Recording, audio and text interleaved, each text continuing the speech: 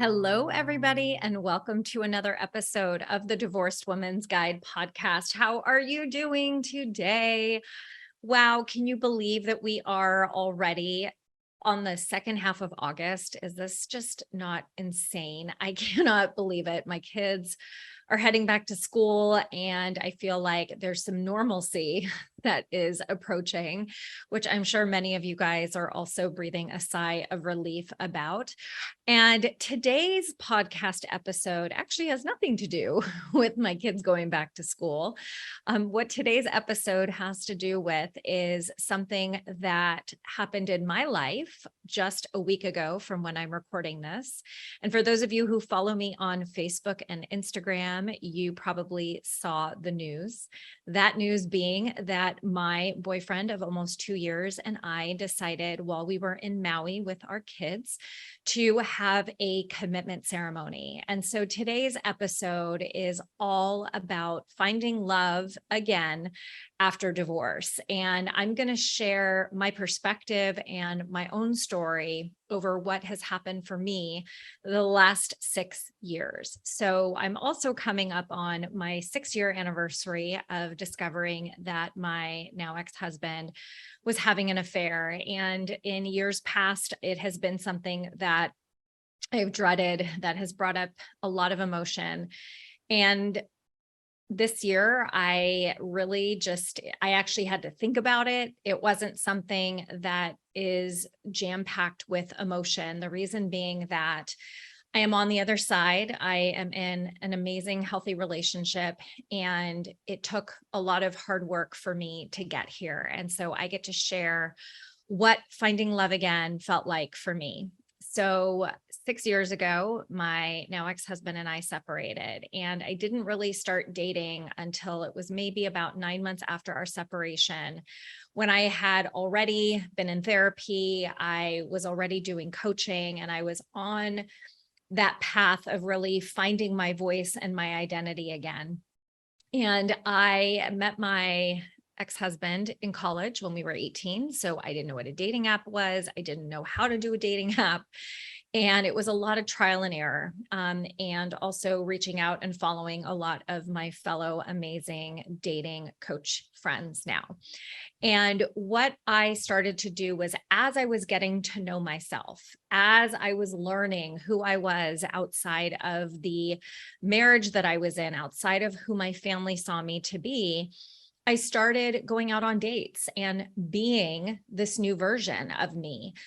It wasn't like I was seeking gratification from other people. What instead I was doing was really utilizing these opportunities to step into who it was that I was starting to see reflected back at me in the mirror.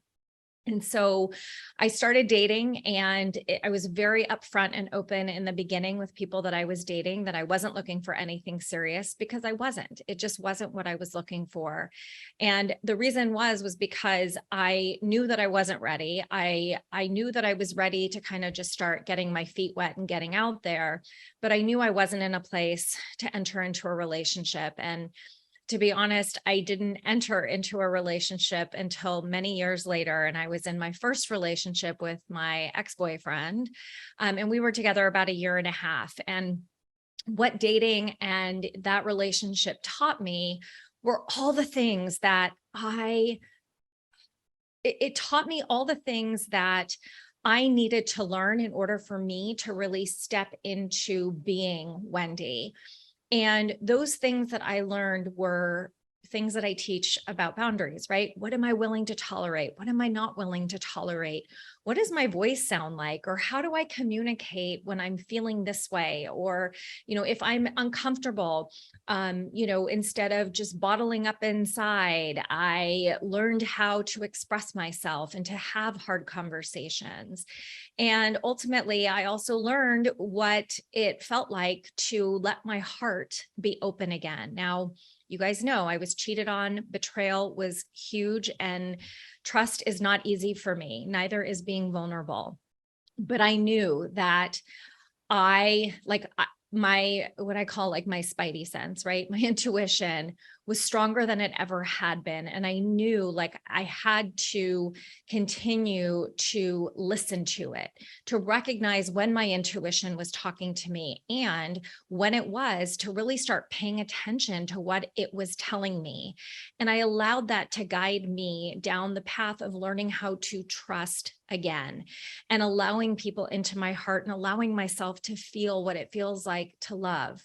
And it wasn't until I met Jeff, who is my committed partner. We're still trying to figure out what to call each other because we're not legally married.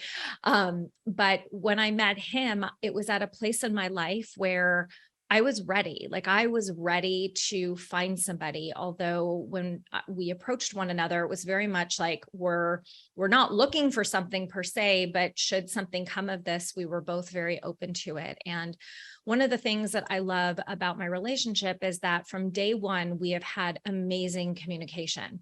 We met during COVID, so we spent many hours every night talking on the phone, getting to know each other. Phone calls are so important because it really allows you the opportunity to just kind of not only hear what the other person sounds like on the phone, but it also gives you an opportunity to, to not get distracted physically. It really enabled us to build that intimacy, to build that connection so that when we did meet for the first time, it was just like everything clicked. And from that point forward, we've always had a very strong foundation of communication in our relationship. And we have both done the hard work. We have learned our lessons from both of our past marriages. We have grown together individually. We have grown together as a couple. And, he's my best friend. And one of the things that I lost in my marriage was my independence. And it was something that has always been very important to me. And it's something, again, I was very upfront in the beginning. And I don't think that if I loved myself and learned what trusting myself felt like again, that I would be ready and open to have this relationship with Jeff. And it's just been the most magical 2 years of my life. I have learned so much about myself in this relationship. I have learned what it means to compromise without sacrificing myself, sacrificing my values. I've learned how to listen when I'm being spoken to, how to hear the other person, even when I don't agree with what they're saying. That's one of the things that I love about my relationship with Jeff is that we love to talk and we love to get inside each other's head and to see what the other person is thinking. And it's so important for us to still maintain our sense of identity outside of the relationship. I don't know about you guys, but I completely immersed myself in my relationship with my ex. We became one person. It was all, Wendy and James. And I lost who Wendy was in the process. And I vowed that that would never happen again. Another thing that I've also been very vocal about is my desire or lack thereof to officially get remarried.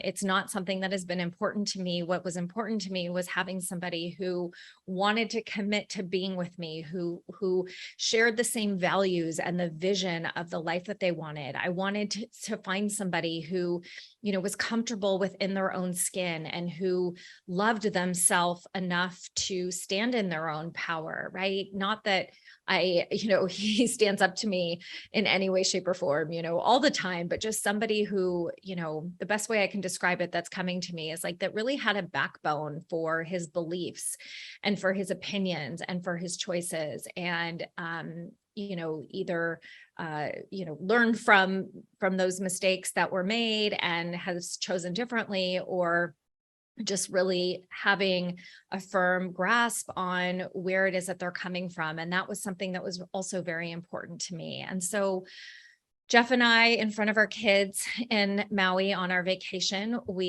at sunset, my dream was always to have a commitment ceremony where we exchanged rings and our kids were present and the sun was coming down, because sunset is my favorite time of day.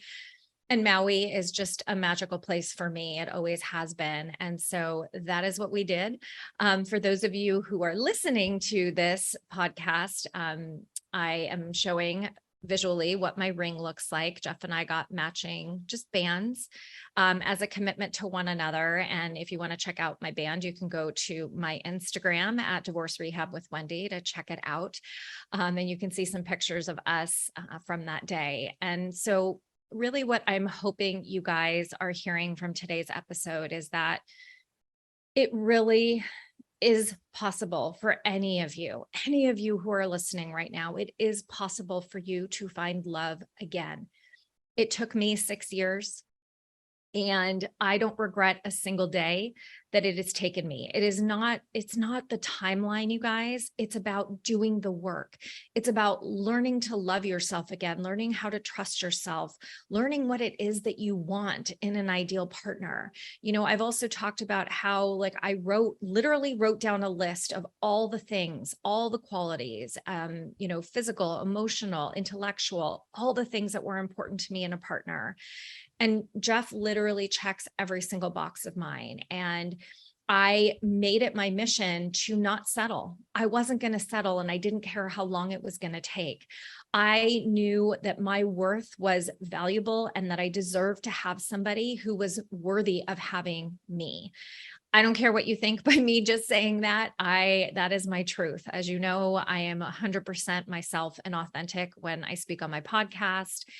And I just had gotten to the point where I loved my life, and whoever was coming into it had to love being a part of it and could complement it, not become my life. That was also something that I was not going to make the mistake of again. So I hope that you guys are finding inspiration and hope, because this is possible for you. I will tell you that in order to get to where you are open for this again, you've got to do the work. I was talking to somebody earlier today who, we all have struggles. It doesn't matter what your divorce story is, but what's ultimately so incredibly important is for you to know that you are enough, that you are somebody who is worthy of feeling love, but you've got to feel it from yourself first instead of continuously seeking that external validation to feel it. And so if you guys are open to having a conversation about where you're at, that I offer a support call. You can go schedule one at contactwendy.com. I also have my group program is open for enrollment. It is called Freedom After Divorce. I am offering an incredible, incredible deal for you if you sign up. I am bonusing you an extra 6 months in the community. I am also slashing the price of the program.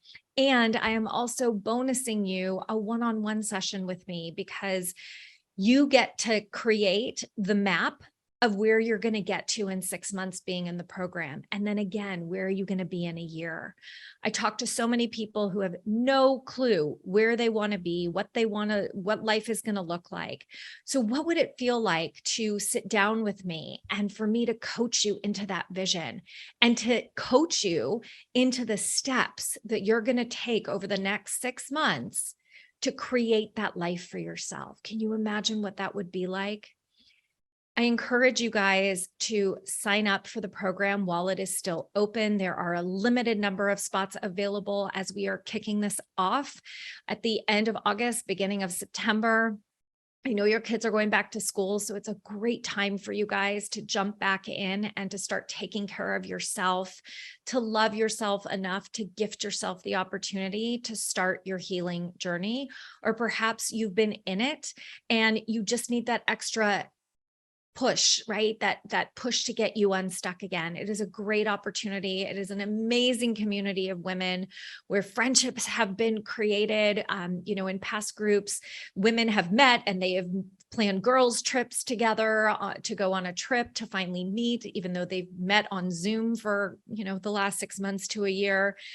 Beautiful opportunity for community. So I hope to see you guys signing up. The link is also in the comments for you to be able to check it out. I've also created a quiz. And I'd love for you guys to check it out. You can find it at wendysterling.net/quiz. And it's for you to figure out, what is that sovereign queen crown that you get to wear after divorce? It's going to teach you so much about who you are, what it is that you're looking for. And I am going to crown you to have that in your next life, in your next chapter. I can't wait. I'd love to hear your feedback on it. Check it out. Don't forget to hit subscribe on the podcast as well, so you don't miss a single episode. Thank you guys so much for tuning in. I am sending you so much love, light, and joy as always. Mwah. Bye, everybody.